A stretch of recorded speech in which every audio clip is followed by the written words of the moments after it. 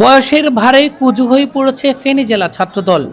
2 বছরের জন্য গঠিত কমিটি পার করছে প্রায় 7 বছর। 2018 সালের 22 অক্টোবর মোহাম্মদ সালাউদ্দিন মামুনকে সভাপতি এবং মোর্শেদ আলম মিলনকে সাধারণ সম্পাদক করে 395 সদস্য বিশিষ্ট কমিটি হয়েছিল।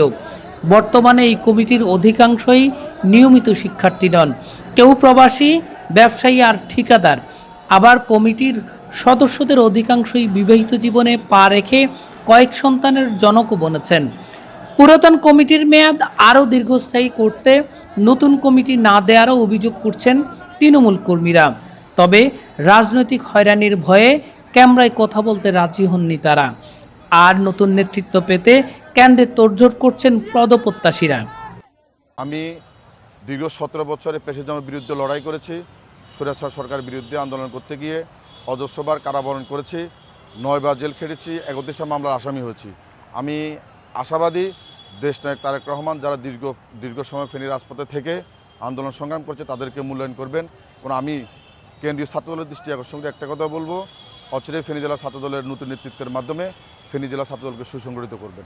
আমাদেরকে যদি আগামীতে দায়িত্ব দেওয়া হয়, আমরা এই ছাত্রদলকে একটি সুসংগঠিত করে তারেক রহমানের যে 31 দফা আমরা বাস্তবায়ন করতে পারবো ইনশাল্লাহ, এবং আগামীর বাংলাদেশকে একটি সুসংগঠিত রাষ্ট্রে পরিণত করতে পারবো ইনশাল্লাহ। আগামী নির্বাচনকে সামনে রেখে ছাত্রদলকে আরও ডেলে সাজাতে হলে অবশ্যই স্মার্ট ছাত্রনেতা এবং যারা ত্যাগে নির্যাতিত ছিল তাদেরকে মূল্যায়ন করলে আগামী যে ছাত্রদল আরও বেশি এগিয়ে যাবে ইনশাল্লাহ। এদিকে যারা জিয়াউর রহমানের আদর্শে উজ্জীবিত হয়ে আন্দোলন সংগ্রামে সক্রিয় থেকেছেন, বিপদের সময় দল ছেড়ে যাননি, ইতিবাচক ভাবমূর্তির অধিকারী এবং শিক্ষাগত দিক থেকে যোগ্যতার হাতে নেতৃত্ব দিলেই সাংগঠনিক কার্যক্রম গতিশীল হবে আরও বহুগুণে, এমনটি মনে করছেন সাবেক ছাত্রনেতারা।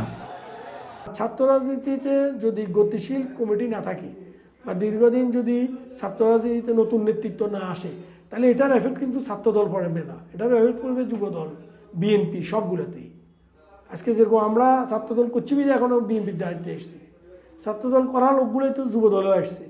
ছাত্রদল যদি তাদের প্রোডাক্ট অব্যাহত না রাখে তাহলে অবশ্যই যুবদলে নেতৃত্বের সংকট তৈরি হবে, বিএনপিতে নেতৃত্বের সংকট তৈরি হবে। যারা বিগত 17.5 বছর আন্দোলন সংগ্রামের রাজপথে থেকে ব্যাপক ভূমিকা পালন করছেন, তাদের থেকে নেতৃত্ব দেওয়ার চিন্তাভাবনা রয়েছে।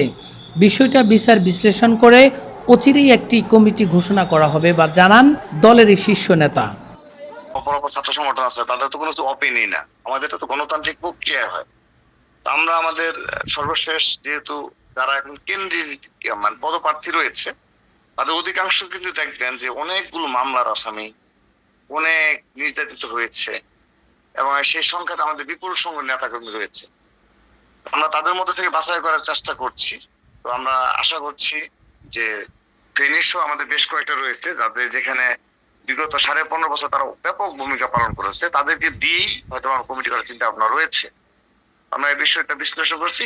আমাদের যেহেতু শিক্ষা প্রতিষ্ঠান কেন্দ্রিক আমরা বেশি গুরুত্ব দিয়েছি, সেখানে রানিং স্টুডেন্টদের দিয়ে কমিটি দিয়েছি সবগুলো শিক্ষা প্রতিষ্ঠান। ফেনীতেও বেশ কয়েকটা কমিটি আমাদের হয়েছে। জেলা ছাত্রদল কমিটিটা এটা আমরা অচিরেই ইনশাআল্লাহ ঘোষণা করবো। কার হাতে ফেনী জেলা ছাত্রদলের নেতৃত্ব যাবে সেটি এখন অপেক্ষা।